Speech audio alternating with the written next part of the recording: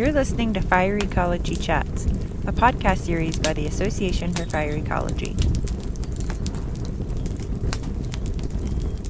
Good morning, everybody. How are you today? My name is Bob Keane. I'm the editor-in-chief of the internationally renowned publication Fire Ecology. Today, we're going to talk about a paper that is incredibly important, especially in these days of prescribed burning getting back on the landscape. The name of the paper is Effective Growing Season Fire Timing on Oak Regeneration. And today we have the senior author, Mark Turner, here to talk about this paper. Mark, can you introduce yourself?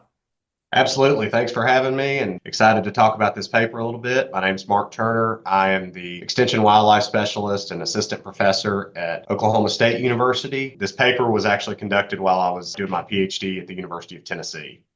Thanks, Mark, for being with us today. It's great that you could take your time and talk about this wonderful paper. Tell us about it.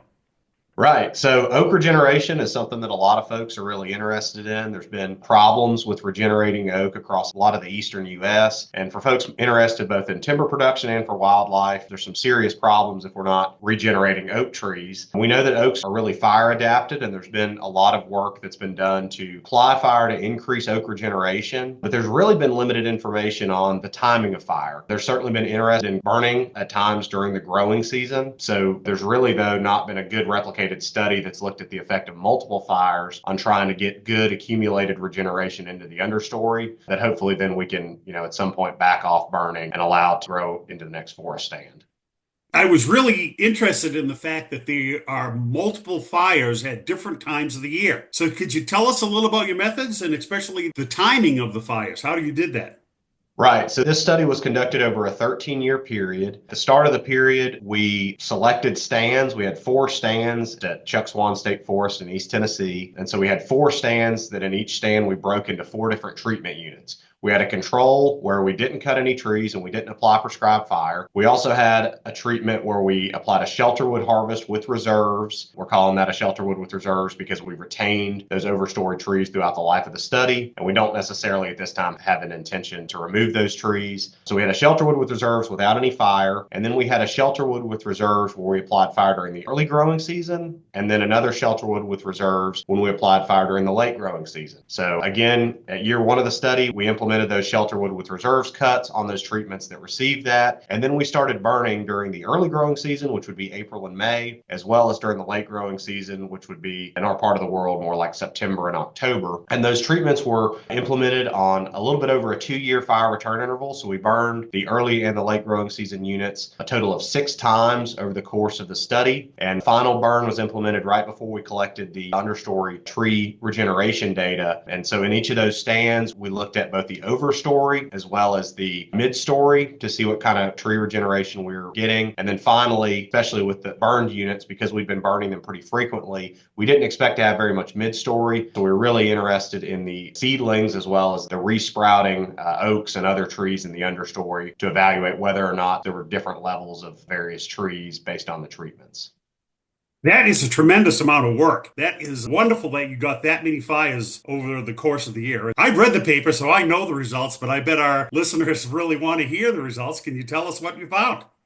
Yeah, absolutely. So regardless of whether we burned during the early growing season or the late growing season, both of them actually reduced a lot of the mesophyte competition that we'd be concerned with. So in a lot of these systems, we have trees like red maple, yellow poplar, and American beech that can really compete pretty heavily with the oak regeneration. And so that was certainly a good result. If we don't do any management in the stands, in our control units, we really had stands dominated by mesophytes, and we really didn't have hardly any oak midstory and relatively limited in the understory as well. Whenever we looked at the unit where we cut trees with the shelterwood harvest with reserves and did not apply fire, again, we had some level of oak regeneration, oak stems in the understory, but the midstory was dominated by mesophytes. And so if we walked away from those stands with no future management, we're really regenerating a red maple and yellow poplar dominated forest in those systems. Whenever we applied fire during the early growing season, again, repeated times over a 13-year period, we saw that we actually had greater white oak understory stem stem counts compared to the units where we didn't burn. And then whenever we applied fire during the late growing season, we had the greatest level of red oak understory stem counts compared to all the other treatments. So essentially the early growing season tended to promote white oak a little bit better, whereas the late growing season tended to promote red oak a little bit better. The other interesting finding, we also evaluated things like sumac and sassafras, that the fire treatments, as well as opening up the canopy and allowing sunlight on the ground, tends to promote those species, and they can provide some competition, especially whenever oak seedlings and stems are relatively small. And we found that the late growing season actually had less sumac compared to the early growing season treatment. Really, that shows that you can potentially manipulate the forest stand composition with the timing of fire, but it also shows that burning during either season, you're really knocking those mesophytes back, which is really the most important thing to consider for management.